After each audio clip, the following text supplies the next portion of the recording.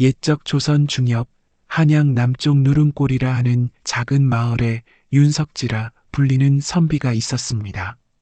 그 생김새가 참으로 기이하였으니 이마는 좁고 눈은 작으며 코는 낮고 입은 비뚤어져 있어 마을 사람들이 그를 보면 고개를 저으며 혀를 찼습니다.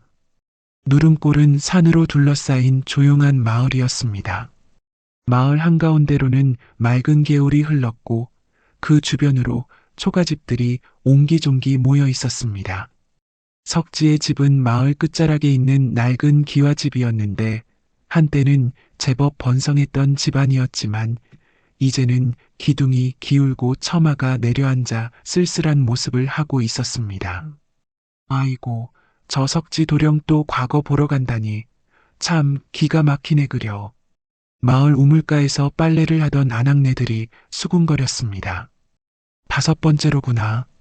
벌써 30이 다 되어가는데 아직도 꿈을 꾸고 있어.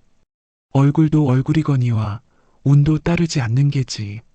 아버지는 그래도 젊었을 때 훌륭한 선비셨는데 아들은 참. 쉿! 소리가 클나. 들으면 어떡해. 석지는 이런 말들을 들을 때마다 가슴이 답답하여 한숨만 푹푹 쉬었습니다. 거울을 볼 때면 자신의 모습이 너무도 초라하여 눈물이 글썽거렸고 밤이면 하늘을 우러러보며 탄식하였습니다. 하늘이시여, 어찌하여 나에게만 이리도 가혹하시옵니까? 학문은 누구에게도 뒤지지 않건만 이 몰골 때문에 언제나 낙방만 하옵니다. 그의 방 한편에는 과거 시험 답안지들이 산더미처럼 쌓여 있었습니다. 그 위에는 낙방 통지서들이 슬프게 널브러져 있었고 벽에는 역대 급제자들의 방문독이 걸려 있어 더욱 쓸쓸함을 자아냈습니다. 어머니는 이미 세상을 떠나셨고 아버지마저 석지의 거듭된 실패에 실망하여 말을 잇지 않으셨습니다. 석지의 아버지 윤정호는 젊었을 때 문과에 급제하여 한때 현감을 지낸 분이었습니다. 하지만 청렴 결백한 성품 때문에 권세가들의 미움을 사서 결국 관직에서 물러나야 했고 고향으로 돌아가 은거하며 살고 있었습니다. 아버지, 소생이 이번에도 또 말하지 마라. 들으면 가슴만 아프다. 아버지는 등을 돌리며 말했습니다. 한때 자랑스러웠던 아들이 이렇게 번번이 실패하는 모습을 보는 것이 너무도 괴로웠습니다. 석지는 날마다 책을 읽고 글을 지었지만 마음 한편으로는 절망감이 자리 잡고 있었습니다. 마을의 또래들은 이미 벼슬길에 나아가 가문을 빛내고 있는데 자신만 홀로 이 누추한 마을에서 헛된 꿈을 키우고 있는 것은 아닌가 하는 생각이 들었습니다. 특히 같은 마을 출신인 김진사는 석지보다 3살이나 어렸지만 벌써 문과에 급제하여 한림원에서 일하고 있었습니다. 김진사가 고향에 내려올 때마다 마을 사람들은 그를 영웅처럼 대접했고 석지는 더욱 초라함을 느꼈습니다. 김진사님은 정말 인재시구먼. 석지 도령도 저만큼 했으면 좋을 텐데.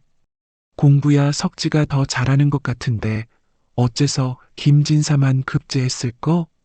그야 복이 다르니까 그렇지. 마을 사람들의 이런 말들은 석지에게 더욱 큰 상처를 주었습니다. 그들의 동정어린 시선이 오히려 그를 더욱 비참하게 만들었습니다. 이번이 마지막이다. 만약 또 떨어진다면 과거는 포기하고 다른 길을 찾아보리라. 석지는 마음을 다잡으며 다짐했지만 그 목소리에는 이미 체념이 배어 있었습니다. 마을 아이들까지도 그를 보며 손가락질하며 웃어대는 모습을 보면 세상 모든 것이 자신을 조롱하는 듯 했습니다. 하지만 석지에게는 하나의 자부심이 있었습니다. 바로 그의 학문이었습니다. 비록 얼굴은 못났을지언정 사서삼경에 통달하고 시문에도 조예가 깊었습니다. 밤새워 등불을 켜고 공부하는 모습을 본 이웃들조차 감탄할 정도였습니다. 도령의 학문만큼은 정말 대단하시네 그려. 하지만 세상이 어찌 그리 야박한지 마을 이장이 안타까워하며 말할 때마다 석진은 더욱 비통해졌습니다. 재주는 이때 운이 없고 지혜는 이때 복이 없어 마치 하늘이 자신을 시험하고 있는 듯 했습니다. 어느 날 저녁 석진은 뒷산에 올라가 한양 쪽을 바라보며 깊은 생각에 잠겼습니다. 저 멀리 한양에서는 수많은 선비들이 출세의 꿈을 키우고 있을 것이고 그 중에는 자신보다 훨씬 준비가 부족한 사람들도 급제하여 관직에 나아가고 있을 것입니다. 내가 무엇을 잘못했기에 이리도 운이 따르지 않는 것일까? 석진은 자신의 얼굴을 만지며 탄식했습니다. 어머니께서 살아계실 때는 항상 내 아들이 제일 잘생겼다고 말씀하셨지만 그것은 모성애에서 나온 말일 뿐이었습니다. 그날 밤 석진은 오랫동안 잠들지 못했습니다. 창밖으로는 가을바람이 쓸쓸하게 불었고 마당의 감나무에서 떨어지는 낙엽 소리가 그의 마음을 더욱 우울하게 만들었습니다. 그해 가을 석지가 6번째 과거를 보러 길을 떠나는 날이었습니다. 아버지는 여전히 말이 없었고 마을 사람들은 동정 어린 시선으로 그를 바라보았습니다. 이번에는 꼭 급제하시길. 마을 이장이 석지의 어깨를 두드리며 격려했지만 그 말에는 큰 기대가 담겨 있지 않았습니다. 석지는 간단한 행장을 꾸려 메고 마을을 떠났습니다. 한양까지는 사흘길이었고 중간에 여러 고개를 넘어야 했습니다. 첫 번째 고개인 망월고개를 넘어서며 석진은 뒤돌아 고향 마을을 바라보았습니다. 이번에도 낙방하면 정말로 돌아오지 않으리라. 그런 비장한 각오를 다지며 걸어가던 중 한 갈래 길에서 백발의 노인을 만났습니다. 그 노인의 모습이 범상치 않았으니 흰 수염이 가슴까지 내려오고 눈빛이 깊고 말가마치 신성 같았습니다. 특히 그 노인이 입고 있는 도포는 평범한 베옷이었지만 왠지 모르게 신성한 기운이 감돌고 있었습니다. 젊은 선비여, 어디로 가시는 길이옵니까? 노인의 목소리는 맑고 깊었습니다. 마치 깊은 산속의 맑은 샘물 같은 음성이었습니다. 소생은 과거를 보러 가는 길입니다. 노인장. 과거를 보러 가시는군요. 몇 번째이신지요? 부끄럽게도 6번째입니다. 노인이 석지의 관상을 자세히 살피더니 고개를 끄덕이며 말하였습니다. 그 시선이 마치 모든 것을 꿰뚫어 보는 듯 했습니다. 그대의 운명선을 보니 큰 변화가 기다리고 있습니다. 하지만 그 변화는 순탄하지만은 않을 것 같군요. 무슨 말씀이신지요? 혹시 봉숭아 마님을 아시옵니까? 봉숭아 마님이라고요? 석진은 그 이름을 처음 들어봤지만 왠지 가슴이 두근거렸습니다. 이 근처 깊은 골짜기에 혼자 사시는 과부 마님이시지요. 풍문으로는 그분 집 앞에서 밤마다 이상한 소리가 들린다 하고 문전에는 사내들이 줄을 선다고 합니다. 노인은 잠시 말을 멈추고 석지의 반응을 살펴보았습니다. 하지만 그분이 부르는 이만이 들어갈 수 있다고 하더군요. 그리고 그곳에 들어간 사내들은 모두 크게 변한다고 합니다. 어떻게 변한다는 말씀이신지요? 어떤 이는 갑자기 미남이 되고 어떤 이는 재물이 늘고 어떤 이는 벼슬에 나아간다고 합니다. 하지만 노인은 의미심장한 표정을 지으며 말을 이었습니다. 그 후로는 소식이 끊어진다고 하더군요. 석진은 그 말을 듣고 가슴이 두근거렸습니다. 무언가 운명적인 것이 자신을 기다리고 있는 듯한 느낌이 들었습니다. 5번이나 낙방한 자신에게 마지막 기회가 주어지는 것은 아닐까 하는 생각이 들었습니다. 그 마님을 어찌 찾아가옵니까? 마음으로 찾으면 길이 보일 것입니다. 하지만 조심하시게 젊은 선비여. 세상에는 보이는 것만이 전부가 아니니까요. 무슨 뜻인지요? 때로는 가장 아름다운 것이 가장 위험한 법입니다. 그리고 가장 달콤한 것이 가장 독한 법이지요. 노인의 말이 끝나기도 전에 갑자기 안개가 자욱하게 피어올랐습니다. 그 안개는 보통 안개와 달리 은은한 향기가 났고 그 속에서 희미하게 붉은 빛이 돌았습니다. 석진은 놀라서 눈을 비비며 주위를 둘러보았지만 노인의 모습은 온데간데 없이 사라져버렸습니다. 이상하다. 분명히 여기 계셨는데. 석진은 한동안 그 자리에 서서 주위를 살펴보았지만 노인은 보이지 않았습니다. 마치 신기루를 본 것 같았습니다. 그날 밤 석진은 산 중턱의 작은 주막에서 하룻밤을 지내게 되었습니다. 주막 주인은 나이든 노파였는데 석지가 낮에 만난 노인 이야기를 하자 깜짝 놀라는 표정을 지었습니다. 그런 분을 만나셨다고요? 네, 백발의 도포를 입으신 분이었는데요. 혹시 소강도사님이 아니실까요? 이 근처에서는 유명한 분이신데 보통 사람들 앞에는 잘 나타나지 않으신다고 해요. 소강도사요? 네, 신통력이 있으신 분이라고들 하지요. 그분이 나타나시면 반드시 무슨 일이 생긴다고 해요. 노파의 말을 들으며 석진은 더욱 궁금해졌습니다. 그리고 봉숭아 마님에 대한 호기심도 더욱 커졌습니다. 그날 밤 석진은 묘한 꿈을 꾸었습니다. 붉은 봉숭아 꽃이 만발한 정원에서 아름다운 여인이 그를 부르는 꿈이었습니다. 그 여인의 음성은 은은하고 달콤하여 마치 감로수 같았고 그 모습은 이 세상 사람이 아닌 듯 아름다웠습니다. 꿈속의 정원은 현실과는 다른 세계 같았습니다. 달빛이 유난히 밝았고 봉숭아 꽃들이 마치 살아있는 듯 흔들렸습니다. 그리고 그 꽃들 사이로 신비로운 향기가 흘러나와 석지의 온몸을 감쌌습니다. 도련님, 저를 찾아오시지 않겠어요? 당신의 소원을 들어드릴 수 있습니다. 꿈속에서 여인은 붉은 비단 저고리를 입고 있었고 머리에는 봉숭아 꽃을 꽂고 있었습니다. 그 아름다움은 이루 말할 수 없을 정도였으니 석진은 꿈에서 깨어난 후에도 한동안 넋을 잃고 있었습니다. 과연 꿈일까? 아니면 현실일까? 석진은 꿈의 생생함 때문에 혼란스러웠습니다. 꿈이라고 하기에는 너무도 생생했고 현실이라고 하기에는 너무도 환상적이었습니다. 다음 날 아침 석진은 원래 한양으로 가려던 길을 바꿔 꿈에서 본 길을 따라 걸었습니다.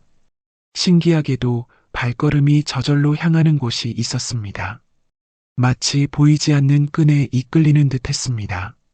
산길은 점점 깊어졌고 주위의 나무들도 더욱 울창해졌습니다. 평소에는 볼 수 없는 이상한 나무들과 꽃들이 곳곳에 피어 있었습니다. 특히 붉은 꽃들이 유난히 많았는데 그 중에서도 봉숭아 꽃이 가장 아름다웠습니다. 깊은 산골짜기에 이르러서야 한 채의 기와집을 발견하였습니다. 그 집은 다른 집들과는 달리 매우 정교하고 아름다웠습니다. 기와는 검푸른 빛이 돌았고 처마 끝에는 정교한 조각이 새겨져 있었습니다. 집 주변에는 온통 봉숭아 꽃이 붉게 피어 있어 마치 피로 물든 듯 했습니다. 그 꽃들은 보통 봉숭아 꽃보다 훨씬 크고 아름다웠으며 향기도 더욱 진했습니다. 이곳이구나. 석지가 중얼거리며 대문 앞에 서 있을 때 안에서 은은한 향기가 흘러나왔습니다. 그 향기는 꽃향기 같기도 하고 무언가 신비로운 것 같기도 했습니다. 마치 천상의 향기 같았습니다. 대문은 단청이 곱게 칠해져 있었고 문고리는 황금빛이 돌았습니다. 석진은 잠시 망설였습니다. 정말로 들어가도 될까 하는 생각이 들었습니다. 누구신지요? 석지가 망설이고 있을 때 문득 대문이 저절로 열리며 한 여인이 나타났습니다. 그 순간 석진은 숨이 멎는 듯 했습니다. 꿈에서 본 그 여인이 바로 눈앞에 서 있었던 것입니다. 봉숭아 마님은 정말로 절세미인이었습니다. 피부는 옥처럼 하얗고 부드러웠으며 눈은 가을 하늘처럼 맑고 깊었습니다.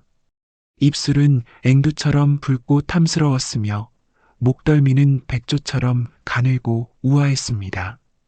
그녀가 입고 있는 치마 저고리는 최고급 비단으로 만들어진 것 같았습니다. 저고리는 은은한 분홍빛이 돌았고 치마는 진한 자주빛이었습니다. 그리고 머리에는 금비녀와 옥비녀가 곱게 꽂혀 있어 더욱 고상해 보였습니다. 소생은 윤석지라 하는 선비입니다. 석지는 마님의 아름다움에 압도되어 제대로 말을 잇지 못했습니다. 아, 석지 도련님이시군요. 기다리고 있었어요. 마님의 목소리는 종소리처럼 맑고 아름다웠습니다. 그 음성에는 묘한 마력이 있어 듣는 이로 하여금 황홀감에 빠뜨렸습니다. 기다리고 계셨다고요? 네, 어젯밤 꿈에서 도련님을 보았거든요. 마님은 은은한 미소를 지으며 석지를 집 안으로 안내했습니다. 그녀의 걸음걸이는 마치 구름 위를 걷는 듯 우아했고 치마자락이 바람에 나부끼는 모습은 한 폭의 그림 같았습니다. 집안은 마치 성경 같았습니다. 넓은 마당 가운데에는 연못이 있었고 그 연못에는 연꽃이 고고하게 피어 있었습니다. 연못 주위로는 온갖 꽃들이 만발해 있었는데 특히 봉숭아꽃이 가장 아름다웠습니다. 사랑채는 높은 기단 위에 세워져 있었고 처마 밑에는 풍경이 달려 있어 바람이 불 때마다 은은한 소리를 냈습니다. 방 안은 온돌이 잘 깔려 있었고 벽에는 명화들이 걸려 있었습니다. 도련님, 차를 한 잔 드시지요. 마님이 정성스럽게 차를 우려주었습니다. 찻잔은 백자로 만들어진 고급품이었고 차는 붉은 빛이 돌며 향기가 그윽했습니다. 이것은 무슨 차인지요? 봉숭아 꽃으로 만든 차예요. 특별한 효능이 있답니다. 석지가 그 차를 마시자 몸이 따뜻해지며 기운이 솟아나는 듯 했습니다. 그리고 마음이 편안해지며 모든 근심이 사라지는 것 같았습니다. 도령님의 고민을 모두 알고 있어요. 5번이나 과거에 떨어지셨죠? 어찌 그리 자세히 아시옵니까? 저에게는 모든 것이 보여요. 도령님의 마음도 소원도 말이에요. 마님이 석지의 손을 살며시 잡았습니다. 그 손길이 부드럽고 따뜻하여 석지는 온몸이 녹아내리는 듯 했습니다. 마님의 손은 마치 비단처럼 부드러웠고 은은한 향기가 났습니다. 도령님은 학문은 뛰어나지만 외모 때문에 늘 고생하고 계시죠. 사람들의 시선이 괴롭고 자신감도 없으시고 마님은 석지의 마음을 정확히 짚어냈습니다. 마치 그의 마음을 들여다보는 듯 했습니다. 그렇습니다. 소생은 이 못난 얼굴 때문에 걱정하지 마세요. 제가 도와드릴 수 있어요. 어떻게 도와주시겠다는 말씀이신지요? 도령님의 길을 조금만 나누어 주시면 과거에 급제하게 해드릴 수 있어요. 어떠세요? 길을 나눈다는 것이 무슨 뜻이옵니까? 마님은 잠시 미소를 지으며 석지를 바라보았습니다. 그 미소에는 묘한 매력이 있었습니다. 도령님의 정기를 조금만 나누어 주시면 됩니다. 그러면 도령님은 미남으로 변하고 학문도 더욱 뛰어나지며 과거에 급제할 수 있어요. 정기를 나눈다는 것이 걱정하지 마세요.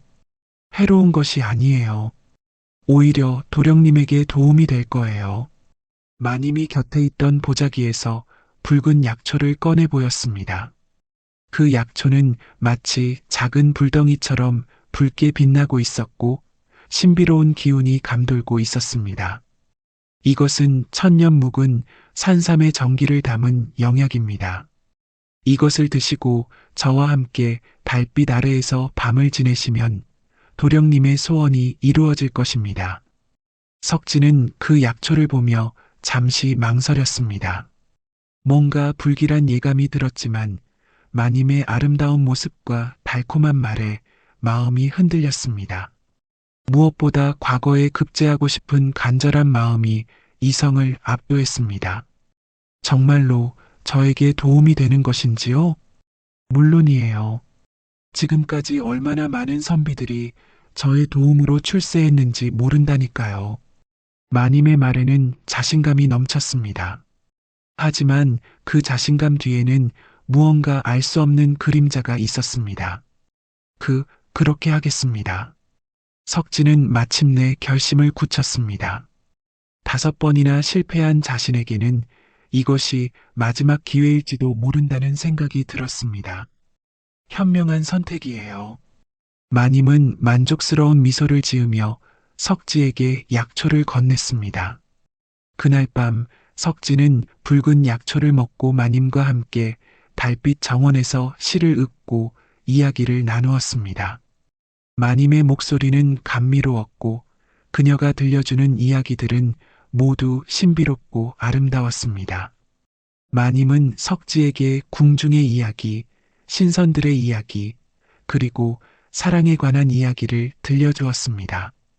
그 이야기들은 모두 매혹적이었고 석지는 시간 가는 줄 모르고 빠져들었습니다. 도령님은 시를 참 잘 지으시는군요.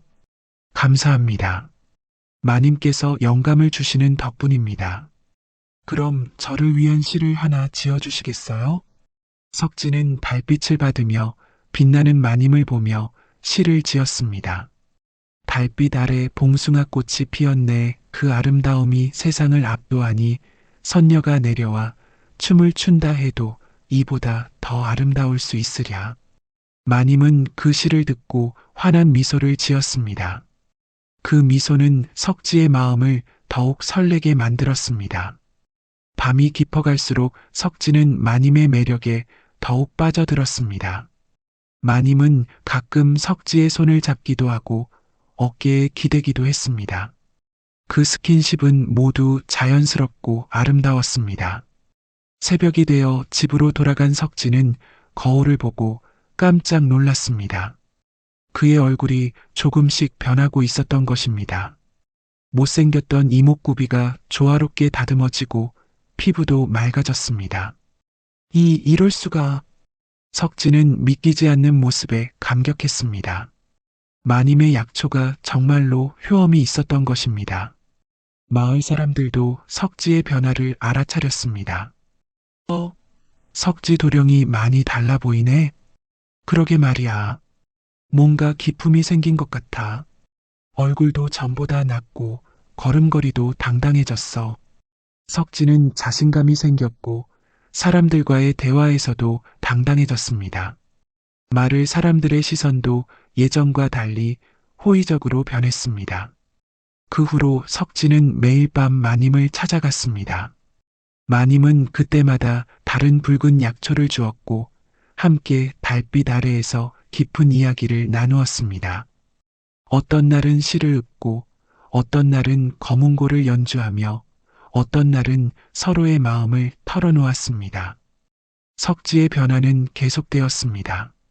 얼굴은 점점 더 아름다워졌고 기품도 늘어났습니다.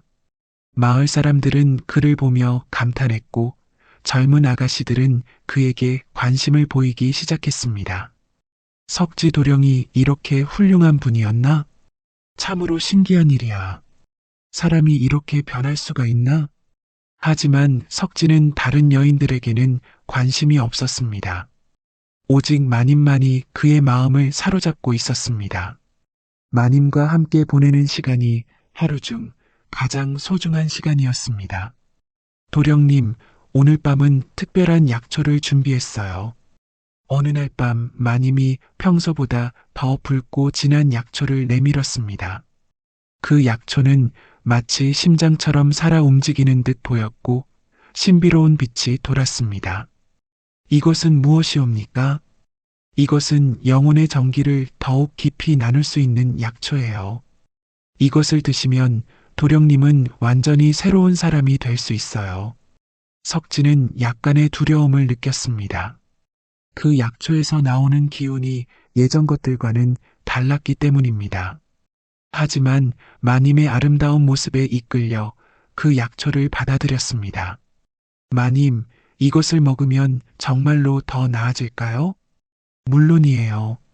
지금까지의 변화는 시작에 불과했어요. 이것을 드시면 도령님은 진정한 미남이 되고 학문도 최고 수준에 이르며 과거에 급제하는 것은 물론 높은 벼슬까지 오를 수 있어요. 마님의 말은 매우 감미로웠지만 그 눈빛에는 전에 없던 이상한 빛이 돌고 있었습니다. 석진은 그 약초를 먹었습니다. 처음에는 따뜻한 기운이 온몸을 감쌌고 머리가 맑아지는 느낌이었습니다. 하지만 시간이 지날수록 이상한 변화가 일어나기 시작했습니다. 몸에서 기운이 빠져나가는 듯한 느낌이 들었습니다. 처음에는 미미했지만 점점 강해졌습니다.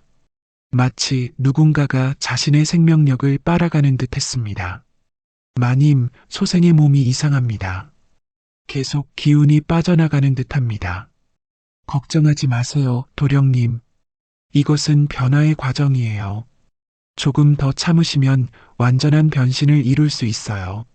하지만 마님의 목소리에는 전과 다른 차가운 기운이 섞여 있었습니다. 그리고 그녀의 눈빛에는 붉은 기운이 돌고 있었습니다. 석진은 점점 몸이 야위어가는 것을 느꼈습니다. 얼굴은 더욱 아름다워졌지만 몸은 점점 쇠약해져 갔습니다. 마치 아름다운 겉모습을 위해 내부의 생명력이 소모되는 듯 했습니다. 며칠 후 석진은 거울을 보며 깜짝 놀랐습니다. 얼굴은 정말로 미남이 되었지만 눈 밑에 그늘이 생기고 볼이 움푹 들어갔습니다. 마치 중병에 걸린 사람 같았습니다. 이상하다. 분명 더 건강해진다고 했는데. 하지만 마님에 대한 그리움은 더욱 커졌습니다. 마치 중독된 것처럼 그녀를 보고 싶어 했습니다.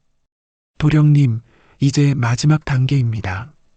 이번에는 몸과 마음 그리고 영혼까지 모두 저에게 맡겨주세요.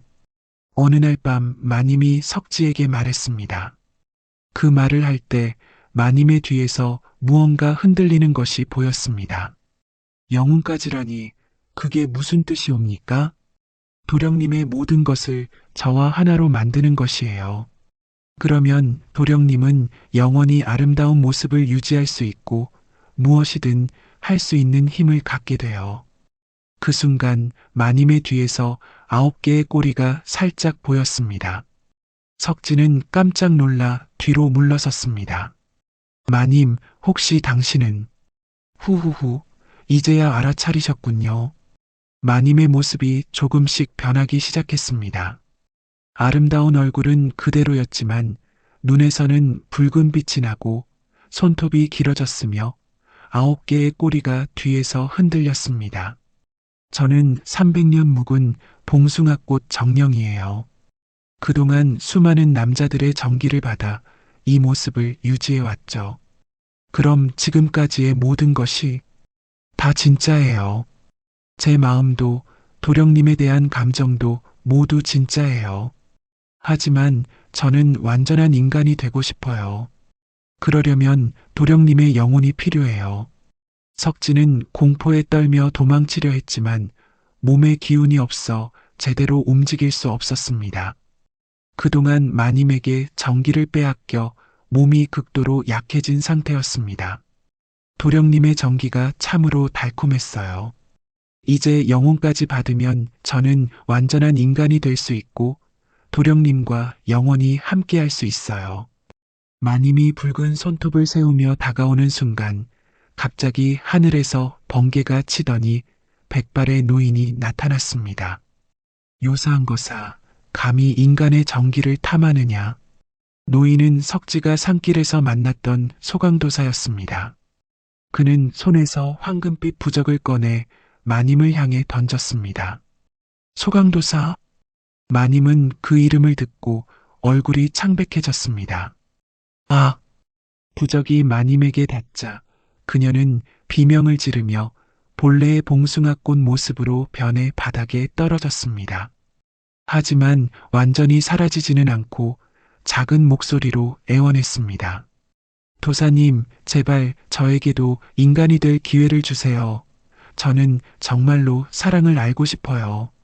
소강도사는 잠시 망설이더니 부적을 거두었습니다. 너의 한이 깊음을 안다. 하지만 다른 방법을 찾아야 한다. 무고한 사람의 정기를 빼앗는 것은 옳지 않다. 그럼 어떻게 해야 하나요? 300년 동안 이렇게 살아왔는데 마님의 목소리에는 절망과 슬픔이 가득했습니다. 소강도사가 석지를 구해준 후 석지는 다시 원래의 못생긴 모습으로 돌아왔습니다. 마님의 요술이 모두 풀린 것입니다. 하지만 이상하게도 석지는 절망하지 않았습니다. 요괴의 유혹에서 벗어난 후 오히려 마음이 맑아진 느낌이었습니다. 도사님, 소생은 이제 어떻게 해야 하옵니까? 젊은 선비여, 진정한 아름다움은 외모에 있지 않다. 마음의 아름다움이야말로 영원한 것이니라. 소강도사는 석지에게 작은 거울을 하나 주었습니다. 그 거울은 평범해 보였지만 은은한 빛이 돌며 신비로운 기운이 감돌고 있었습니다. 이것은 마음의 거울이다. 이 거울을 지니고 있으면 사람들이 그대의 진정한 마음을 볼 수 있을 것이다. 마음의 거울이라고요? 그렇다. 이 거울은 겉모습이 아닌 내면의 아름다움을 비춰준다. 진심으로 살아가는 자에게는 더없이 소중한 보물이니라. 석지가 그 거울을 받아든 순간 묘한 느낌이 들었습니다. 자신의 외모에 대한 콤플렉스가 조금씩 사라지는 듯 했습니다. 그리고 마음 깊은 곳에서 따뜻한 기운이 솟아나는 것을 느꼈습니다. 고맙습니다, 도사님. 그런데 마님은 어떻게 되는 것입니까? 그 아이도 불쌍한 처지다. 하지만 지금 당장은 어쩔 수 없다. 나중에 다른 방법을 찾아보겠다. 소강도사는 봉숭아꽃으로 변한 마님을 조심스럽게 화분에 옮겨 심었습니다. 이 꽃을 잘 돌봐주거라. 언젠가는 진정한 해결책을 찾을 수 있을 것이다. 도사가 사라진 후 석지는 마님이 변한 봉숭아꽃을 정성껏 돌보았습니다. 매일 물을 주고 햇빛이 잘 들도록 신경 썼습니다. 그러면서 마님에 대한 복잡한 감정을 정리해 나갔습니다. 마을로 돌아온 석지는 다시 과거 공부에 매진했습니다. 하지만 이번에는 달랐습니다. 외모를 바꾸려는 욕심 대신 진정한 학문에 정진하고자 하는 마음이 생겼습니다. 학문은 나를 꾸미기 위한 것이 아니라 세상을 이롭게 하기 위한 것이구나. 석지는 새로운 깨달음을 얻었습니다. 그동안은 출세를 위해 공부했지만 이제는 진정한 삶을 위해 공부하고 싶어졌습니다. 이상하게도 사람들이 석지를 보는 시선이 달라졌습니다. 마음의 거울 덕분에 사람들은 그의 진정한 마음을 볼 수 있게 된 것입니다. 석지의 성실함과 진심이 외모보다 더 크게 보였습니다. 석지도령, 요즘 많이 달라 보이네요. 그러게 말이야. 얼굴은 예전과 같은데 왠지 더 듬직해 보여. 눈빛이 맑아진 것 같아. 뭔가 깊이가 생겼어. 마을 이장이 석지를 찾아와 말했습니다. 도령, 우리 마을 아이들에게 글을 가르쳐 주시면 어떨까요? 도령의 학문이 뛰어나다는 것은 모두 아는 사실이니까요. 석지는 기꺼이 그 제안을 받아들였습니다. 마을의 아이들에게 글을 가르쳐 주기 시작했습니다. 처음에는 아이들이 그의 외모 때문에 놀리기도 했지만 시간이 지나면서 그의 진심을 알게 되었습니다. 선생님, 어려운 글자도 쉽게 가르쳐 주세요. 선생님은 다른 선생님들과 달라요. 정말 우리를 위해서 가르쳐 주시는 것 같아요. 아이들의 순수한 마음이 석지에게 큰 위로가 되었습니다. 그는 아이들을 가르치면서 자신도 많은 것을 배웠습니다. 또한 석지는 어려운 일이 있는 이웃들을 도와주기 시작했습니다. 집안일이 어려운 과부의 집에 가서 일손을 돕기도 하고 농사일이 힘든 노인들을 도와주기도 했습니다. 석지도령, 정말 고마워요. 이런 일까지 도와주시다니. 별 말씀을요. 어려울 때 서로 돕는 것이 마땅한 일 아니겠습니까? 그럴 때마다 마음의 거울은 더욱 밝게 빛났고 사람들은 석지를 더욱 신뢰하게 되었습니다. 석지 도령이 이렇게 훌륭한 분이었구나. 얼굴은 못생겼어도 마음씨가 이렇게 곱다니. 우리 마을의 보배로구나. 마을 사람들의 시선이 완전히 바뀌었습니다. 이제는 석지를 볼 때 외모가 아닌 그의 인품을 먼저 보게 되었습니다. 석지는 자신의 변화를 느끼며 놀라움을 금치 못했습니다. 외모는 전혀 바뀌지 않았지만 사람들이 자신을 대하는 태도가 완전히 달라진 것입니다. 진정한 아름다움은 마음에 있구나. 석지는 소강도사의 말이 무슨 뜻인지 이제야 이해할 수 있었습니다. 어느 날 밤 석지가 마님이 변한 봉숭아 꽃에 물을 주고 있을 때 갑자기 그 꽃에서 희미한 빛이 나왔습니다. 그리고 꽃에서 작은 목소리가 들려왔습니다. 도령님, 마님이신가요? 네, 도령님께 할 말이 있어요. 석지는 꼭 가까이 다가가 귀를 기울였습니다. 도령님께 사과하고 싶어요. 그리고 제 진실을 말씀드리고 싶어서요. 마님의 목소리에는 깊은 슬픔이 배어 있었습니다. 무슨 말씀인지요? 저는 원래 궁중의 궁녀였어요. 성은 이씨이고 이름은 화연이었죠. 마님은 자신의 진실을 털어놓기 시작했습니다. 어려서부터 미모가 뛰어나 궁에 들어가게 되었고 임금의 총애를 받게 되었어요. 하지만 그 때문에 다른 후궁들의 시기를 받았고 간신들의 음모에 휘말리게 되었죠. 어떤 음모였나요? 영의정 홍치국이라는 자가 저를 이용해 임금을 조종하려 했어요. 하지만 저는 그 제안을 거절했죠. 그러자 그는 저를 모함하여 임금의 노여움을 샀고 결국 사사되고 말았어요. 마님의 이야기는 참으로 애처로웠습니다. 억울하게 죽은 저는 원한이 사무쳐 봉숭아꽃 정령이 되었어요. 300년 동안 남자들의 정기를 빨아먹으며 복수할 기회만을 기다렸죠. 그렇다면, 하지만 도령님을 만나고 나서야 깨달았습니다. 진정한 사랑이 무엇인지를, 그리고 복수가 얼마나 허무한 것인지를. 마님의 목소리에는 진심이 담겨 있었습니다. 도령님, 저를 용서해 주세요. 그리고 제 원한을 풀어주세요. 어떻게 도와드릴 수 있을까요? 저를 죽음으로 몰고 간 간신배가 아직도 궁중에서 권세를 부리고 있어요. 그의 후손들이 대대로 그 지위를 이어받고 있죠. 누구입니까? 영의정 홍치국의 증손자인 홍만석이라는 자입니다. 그가 현재 우의정으로 있으면서 온갖 악행을 저지르고 있어요. 석지는 그 이름을 들어본 적이 있었습니다. 홍만석은 조정에서 권세를 부리며 백성들을 괴롭히는 간신으로 유명했습니다. 하지만 소생은 미천한 선비일 뿐 그런 권세가를 어찌할 힘이 없습니다. 도령님이 과거에 급제하시면 가능할 거예요. 마음의 거울로 홍만석의 진면목을 드러내주세요. 과거에 급제할 수 있을지 제가 도와드릴게요. 이번엔 정기를 빼앗는 것이 아니라 진정한 마음으로 도와드릴게요. 그날 밤 마님은 석지에게 특별한 약초를 주었습니다. 이번 약초는 붉지 않고 맑은 빛이 돌았습니다. 이것은 진심의 약초예요. 정기를 빼앗는 것이 아니라 도령님의 진정한 재능을 깨워드릴 거예요. 석지는 그 약초를 받으며 마님을 바라보았습니다. 비록 꽃의 모습이지만 그 안에서 진심을 느낄 수 있었습니다. 마님, 정말로 저를 도와주시는 것인가요? 네, 이번엔 진짜예요. 저도 도령님 덕분에 진정한 사랑이 무엇인지 알게 되었거든요. 석지는 마님의 말을 믿기로 했습니다. 그리고 그 약초를 정성스럽게 끓여서 마셨습니다. 약초를 마신 후 석지는 머리가 맑아지는 것을 느꼈습니다.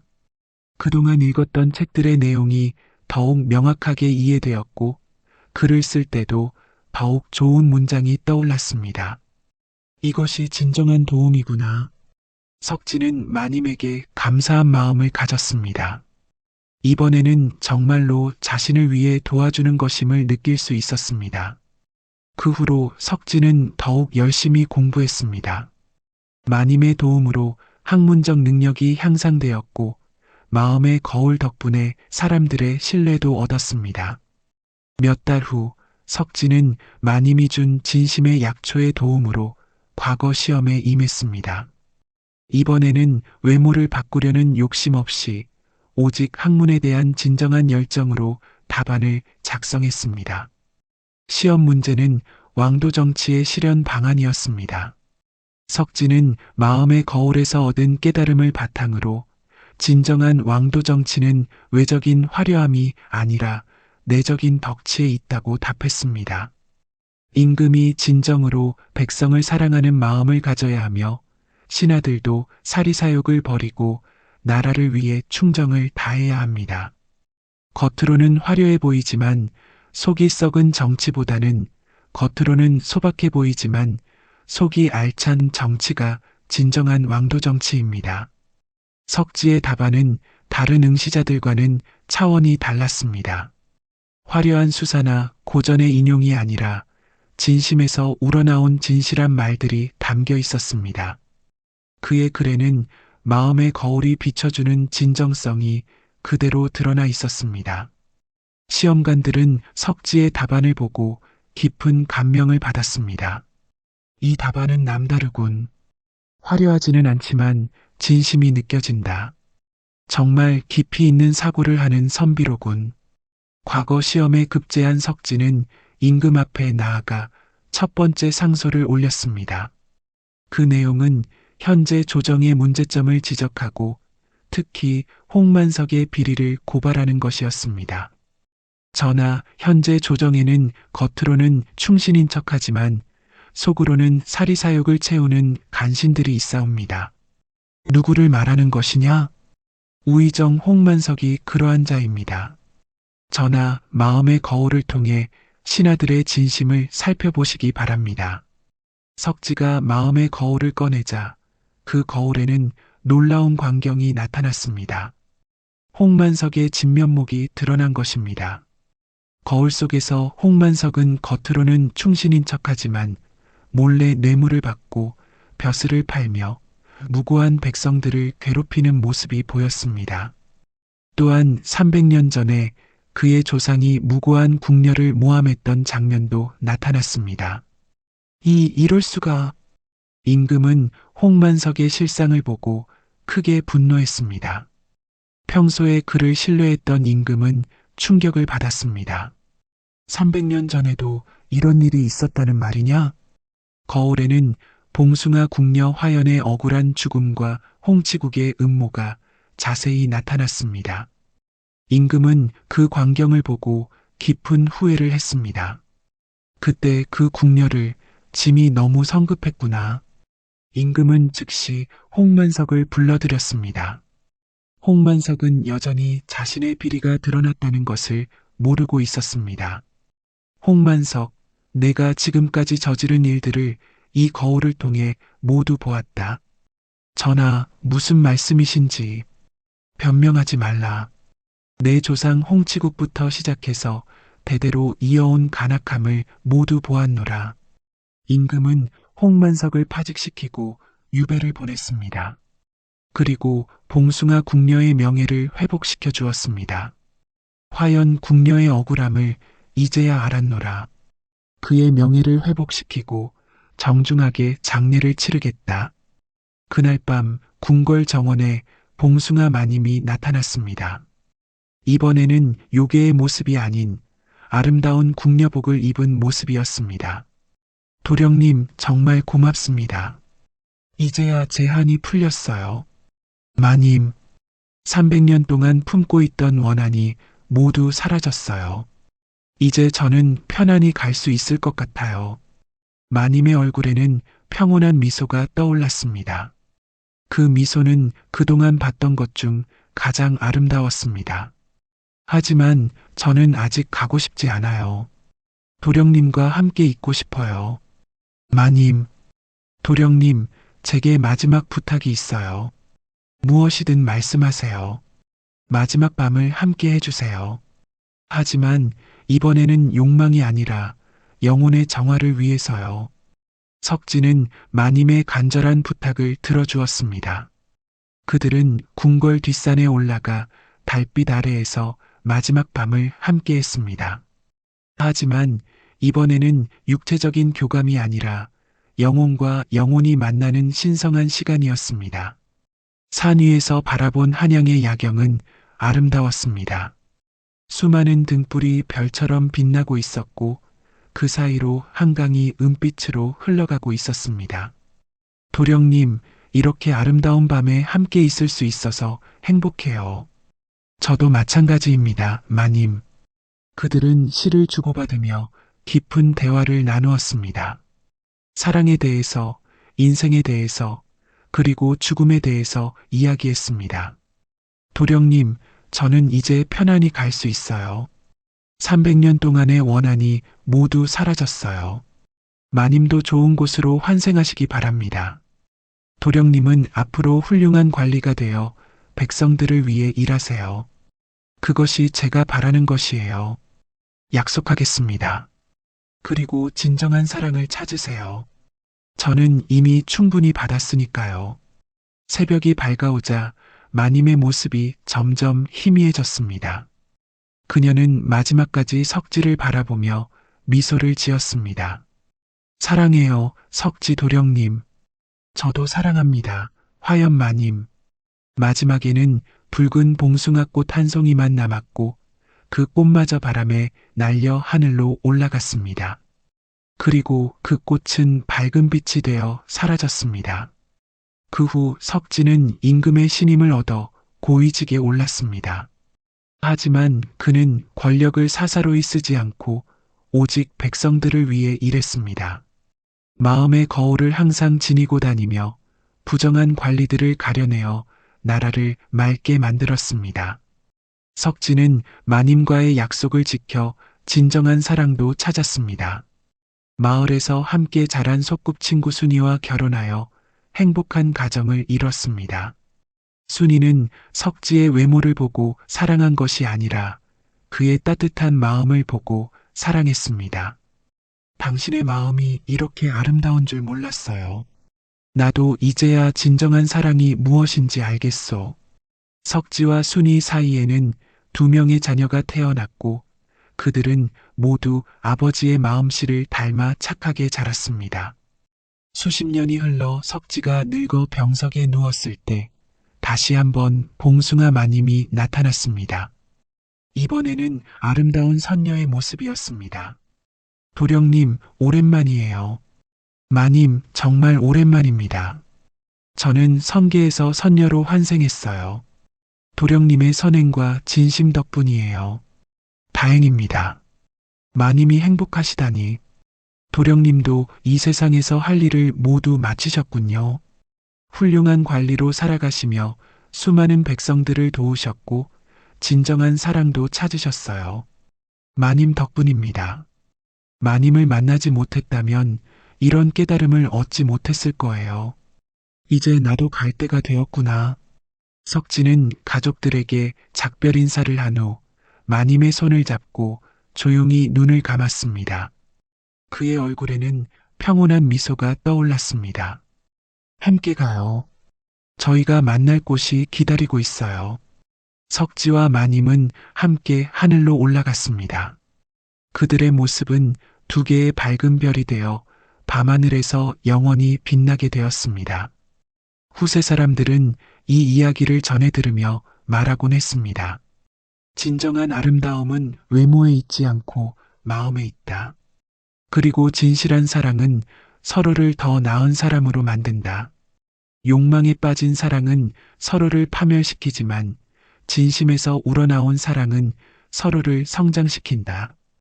외모나 재물보다는 마음가짐이 중요하며 진정성 있게 살아가는 자에게는 반드시 좋은 일이 생긴다.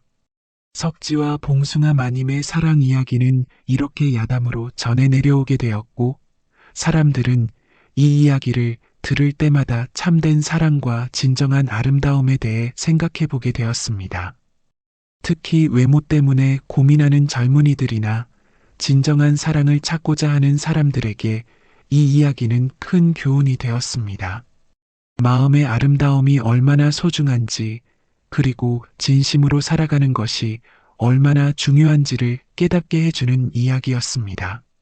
하늘나라에서 석지와 마님은 다시 만나 영원한 사랑을 나누고 있다고 전해집니다. 그들의 사랑은 이승에서의 시련을 통해 더욱 순수하고 아름다워졌으며, 이는 우리에게 진정한 사랑이 무엇인지를 가르쳐주는 교훈이 되었습니다. 마을 사람들은 매년 봉숭아 꽃이 피는 계절이 되면 석지와 마님의 이야기를 들려주며 아이들에게 마음의 아름다움이 얼마나 소중한지를 가르쳤습니다. 그리고 그 아이들이 자라서 다시 자신의 아이들에게 이 이야기를 전해주는 아름다운 전통이 이어졌습니다. 이처럼 봉숭아 마님과 윤석지의 이야기는 외모보다는 마음이, 욕망보다는 진심이, 그리고 이기심보다는 사랑이 얼마나 소중한가를 일깨워주는 아름다운 야담으로 후세에 전해지고 있습니다. 이 이야기는 오늘날에도 많은 사람들에게 삶의 지혜와 희망을 주는 소중한 유산이 되고 있습니다.